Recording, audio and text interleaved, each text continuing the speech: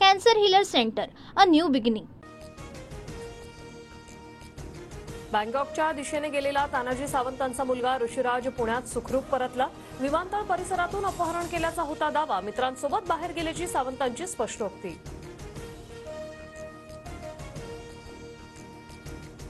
पुणे पोलिसांकडून रात्री उशिरा ऋषिराज सावंत यांचा जबाब नोंदवला. प्रकरणात पुढील कार्यवाहीसाठी अपहरणाचा गुन्हा दाखल. मात्र आता चौकशीअंती तानाजी सावंत तक्रार मागे घेणार का, याकडे लक्ष.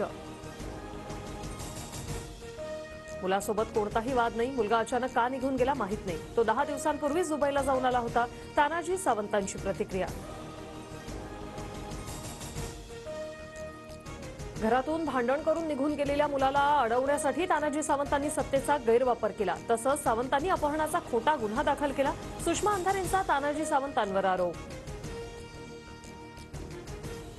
देशात सगळी विद्या आपल्यापुरतीच ठेवत पुढच्यांना न शिकवल्याने ऱ्हास झाला. हिमालयात संत महात्मा खूप असले तरी मला त्यांचा उपयोग आहे का, छगन भुजबळांचा सवाल. अमरावती जिल्हा बँकेतील अविश्वास सभेला सुप्रीम कोर्टाची स्थगिती. स्थगितीमुळे बँकेचे अध्यक्ष बच्चू कडूंना दिलासा.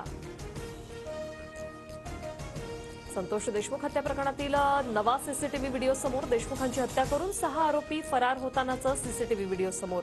धाराशिवच्या वाशी शहरातील चौकातील सीसीटीव्ही समोर. आजपासून 12वी बोर्डाच्या परीक्षेला सुरुवात. केंद्रावर कलम 144 लागू. गैरप्रकार करणाऱ्यांवर अजामीनपात्र गुन्हा करणार. तर महाराष्ट्र शिक्षण मंडळाची माहिती. केंद्रीय अर्थसंकल्पात वैद्यकीय महाविद्यालयांमध्ये 75,000 जागा वाढवण्याची घोषणा. मात्र राज्य शिक्षकांची 41% पदं रिक्त. येत्या काळात विद्यार्थी संख्या वाढल्यास शिक्षकांची 2,380 रिक्त पदं कधी भरणार, प्रश्न कायम. उपमुख्यमंत्री एकनाथ शिंदेंना महादजी शिंदे राष्ट्र गौरव पुरस्कार जाहीर. दिल्लीतील नवीन महाराष्ट्र सदनात शरद पवारांच्या हस्ते शिंदेंचा सत्कार केला जाणार.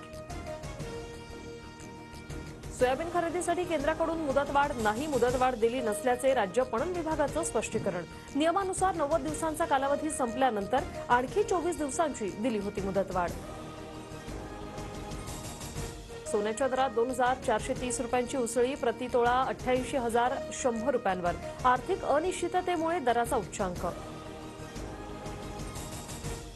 कल्याण रिंग रोड प्रकल्पाच्या टप्पा 5 अंतर्गत बाधित 118 बांधकामं हटवण्यास सुरुवात.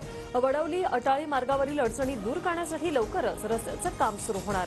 वाहतूक कोंडी कमी होण्याची अपेक्षा. पावसाळ्यापूर्वी मुंबईतील 3 पूल वाहतुकीस खुले होणार. अंधेरीतील गोखले पुलासह विक्रोळी कर्नाक पूलही पूर्णत्वाच्या मार्गावर. पंतप्रधान मोदी फ्रान्समध्ये आज AI समिटला उपस्थित राहणार. तर उद्या अमेरिका दौऱ्यासाठी रवाना होणार.